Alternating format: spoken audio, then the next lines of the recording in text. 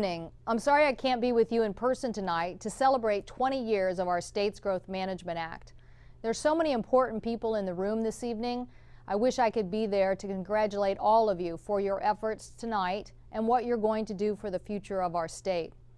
I certainly want to thank Mary McCumber and David Bricklin and Jeff Eustace because they were key players in making our state's Growth Management Act a reality. And I'm sorely going to miss the opportunity to stand on a stage with our former Governor, Booth Gardner, and our former Speaker, Joe King. It was Booth Gardner who created a Growth Management Commission and said at a key moment, "Environmentalists make great ancestors."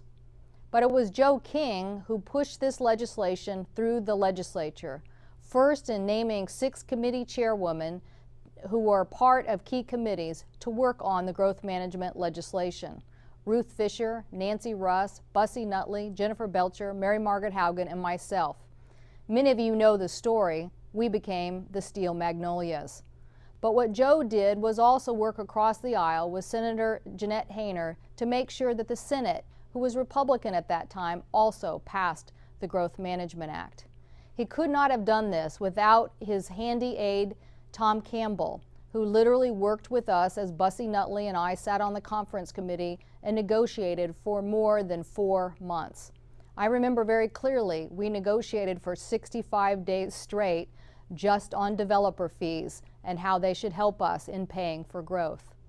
But the reality is today we have a wonderful piece of Washington history that is helping us create a better environment for future generations.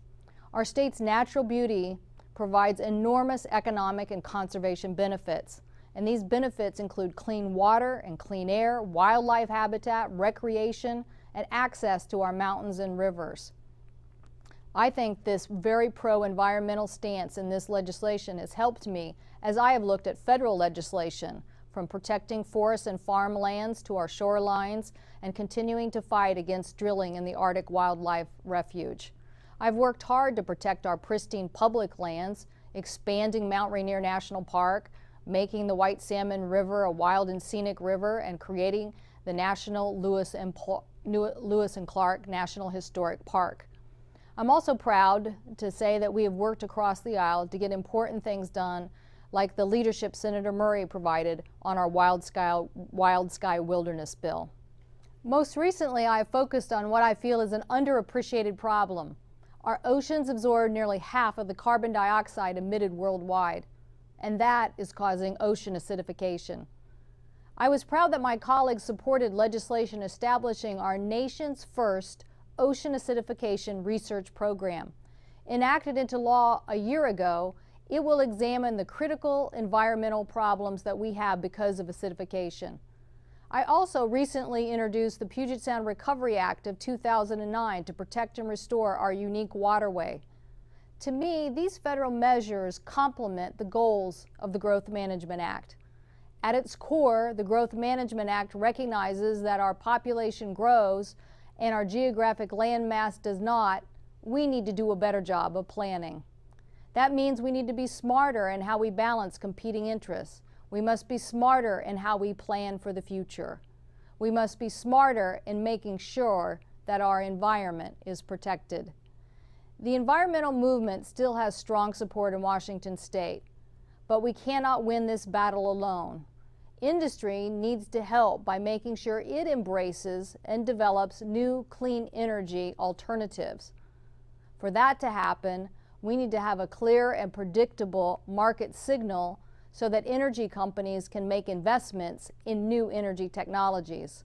With my Republican colleague, Senator Collins of Maine, we have introduced a climate bill that does just that. It's called the CLEAR Act. It stands for Carbon Limits and Energy for America's Renewal. Our bill would spur growth in clean energy technology and reduce greenhouse gas emissions. It would provide a market signal to make sure that America is the leader in 21st century clean energy technology. Washington State can help lead this nation in this direction. We have great entrepreneurs, and we have the people in this room tonight who helped us get the Growth Management Act. Puget Sound is recognized nationally for its environmental leadership and for sustainable growth. Seattle was ranked America's #1 smarter city for its support for green buildings and air quality and energy conservation. And we can never forget that all of this translates into jobs and a healthier economy.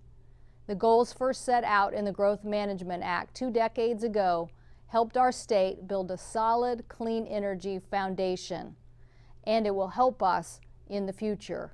We are positioned to lead the nation in the future of green energy growth.